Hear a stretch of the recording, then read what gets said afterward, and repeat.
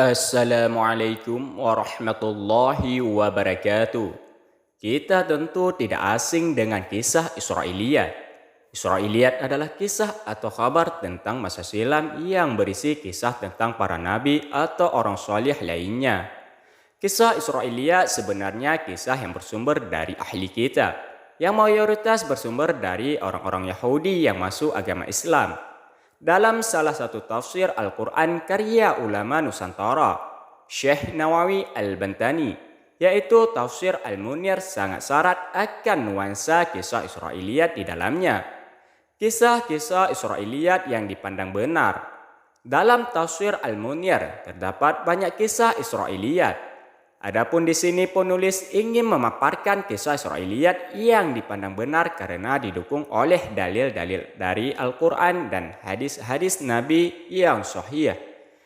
Ketika menafsirkan firman Allah dalam Quran surah Al-Kahfi, Syekh Nawawi mengemukakan sebuah kisah berikut ini.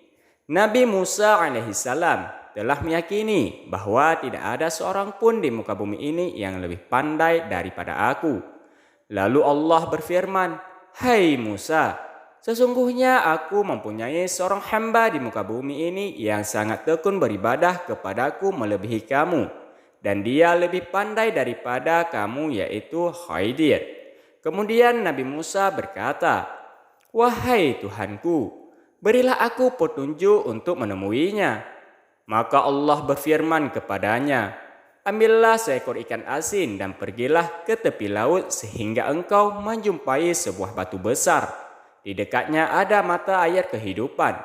Maka percikanlah airnya itu kepada ikan tersebut sehingga ikan itu hidup kembali. Maka di sanalah engkau akan bertemu dengan Khidir." Kemudian Nabi Musa mengambil seekor ikan yang disimpannya di dalam sebuah keranjang. Kemudian ia berpesan kepada muridnya, yaitu Yusya bin Nun bin Afraim bin Yusuf alaihissalam, "Apabila ikan itu menghilang, beritahulah aku." Lalu keduanya pergi berjalan kaki.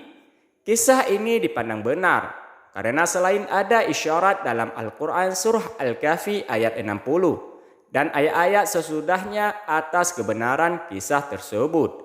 Juga kisah itu diriwayatkan oleh Bukhari dan Muslim dalam kitab sahih keduanya dari sahabat Ubay bin Ka'ab. Kisah Nabi Sulaiman alaihissalam. Ketika menafsirkan firman Allah Quran surah Sa'ad, Syekh Nawawi mengemukakan sebuah kisah berikut ini. Diriwayatkan dari Nabi SAW bahwa beliau telah bersabda, Nabi Sulaiman alaihissalam telah berkata, "Sungguh malam ini aku akan menggauli sebanyak 70 istri. Setiap istri itu tentu akan melahirkan anak yang ahli menunggang kuda yang digunakan untuk berjuang di jalan Allah. Namun ia tidak mengucapkan insyaAllah ta'ala. Lalu ia menggauli istri-istrinya itu. Namun tidak ada yang hamil kecuali hanya seorang istrinya yang melahirkan anak dalam keadaan cacat. Kemudian anaknya itu dibawa ke atas singgasananya lalu diletakkan di atas pangkuannya.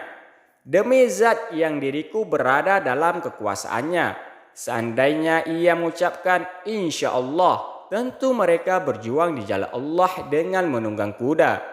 Kisah ini juga dipandang benar karena selain ada isyarat dalam Quran surah Sa'ad ayat 34, ini juga diriwayatkan oleh Imam Bukhari dalam kitab sahihnya, Imam Muslim juga dalam kitab sahihnya, dan Imam At-Tirmizi dalam kitab sunannya. Kisah-kisah Israiliyat yang dipandang tidak benar. Kisah-kisah Israiliyat berikut ini dipandang tidak benar karena bertentangan dengan syariat Islam, tidak didukung oleh Al-Quran dan hadis yang sahih atau tidak bisa diterima oleh akal yang sehat. Misalnya kisah Nabi Ayub di bawah ini. Ketika menafsirkan Quran surah Al-Anbiya, Syekh Nawawi mengemukakan sebuah kisah berikut ini. Nabi Ayub alaihissalam itu adalah orang Rum dari keturunan Is bin Ishaq dan ibunya dari keturunan Nabi Lut alaihissalam. Allah telah menjadikannya seorang nabi dan telah memberikannya harta yang banyak berupa binatang baik ternak maupun yang melata dan kebun. Allah juga telah mengarunia beberapa anak kepadanya, baik laki-laki maupun perempuan. Beliau sangat penyayang terhadap orang-orang miskin, menanggung beban anak-anak yatim, janda-janda, dan memuliakan tamu. Lalu Allah Ta'ala memberi ujian kepadanya dengan merobohkan sebuah rumah yang membinasakan anak-anaknya, melenyapkan segala hartanya, dan menimpakan penyakit di badannya selama 18 tahun. Dari atas kepala sampai ujung kakinya keluar kutil-kutil yang menimbulkan rasa gatal yang sangat dahsyat. Beliau menggaruknya dengan kukunya sehingga kukunya itu rontok. Kemudian beliau menggaruknya dengan tembikar dan batu, dan terus-menerus mengaruknya sampai dagingnya berjatuhan dan berbau busuk. Kemudian beliau diusir oleh penduduk kampungnya dan mereka meletakkannya di atas sampah. Lalu dibuatkan untuknya sebuah saung atau semacam kemah. Nabi Ayub alaihissalam adalah salah seorang nabi dari para nabi kaum Bani Israel. Dengan demikian, kisah tersebut adalah kisah Israiliyat yang dikemukakan secara panjang lebar dalam Perjanjian Lama. Sedangkan yang mempopulerkan kisah itu kepada kaum muslimin, khususnya kepada ulama ahli tafsir, sesuai dengan penelitian Ibnu Katsir, adalah Wahb bin Munabbih, seorang ulama ahli tafsir dari Yaman yang berasal dari agama Yahudi. Ia termasuk orang yang banyak meriwayatkan kisah Israiliyat. Yaqut al-Hamawi berkata, Wahb adalah orang yang banyak meriwayatkan kisah Israiliyat yang diambil dari kitab-kitab terdahulu. Bahkan menurut pengarang Muslim terkenal, Haji Khalifah, Wahb bin Munabbih telah mengarang sebuah kitab yang diberi judul Kitab Al-Israiliyat. Berkenan dengan kisah-kisah Israiliyat yang dikemukakan oleh Wahb bin Munabbih ini, Muhammad Hussein Al-Zahabi telah berkata, Wahb bin Munabbih telah banyak meriwayatkan kisah Israiliyat dan banyak pula kisah Israiliyat yang disandarkan kepadanya. Kisah-kisah tersebut ada yang bernilai dan ada yang tidak. Ada yang sahih dan ada yang cacat. Yang semuanya itu dijadikan sumber untuk mencela dan mencacinya, sehingga ia dituduh pendusta, penipu dan perusak pemikiran ulama Islam. Kisah Nabi Daud alaihissalam. Ketika menafsirkan firman Allah Quran surah Sa'ad, Syekh Nawawi mengemukakan kisah berikut ini. Dan dikatakan bahwa Uria telah melamar seorang perempuan dan keluarganya telah menerima lamarannya. Kemudian Nabi Daud alaihissalam melamar perempuan itu ketika Uria sedang tidak ada di tempat karena ia sedang melaksanakan tugas berperang. Lalu perempuan itu bersedia dinikahi oleh Nabi Daud alaihissalam karena memandang kedudukannya.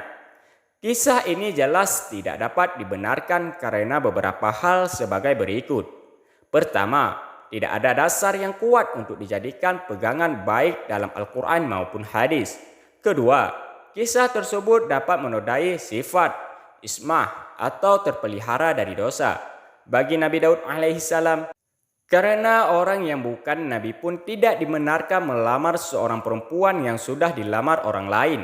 Apalagi Nabi Daud alaihissalam, seorang Nabi dan Rasul pilihan Allah subhanahu wa ta'ala. Dan ternyata di dalam syariat Nabi Daud pun sama dengan syariat kita, yakni diharamkan hukumnya melamar perempuan yang sudah dilamar oleh orang lain. Wallahu a'lam bissawab.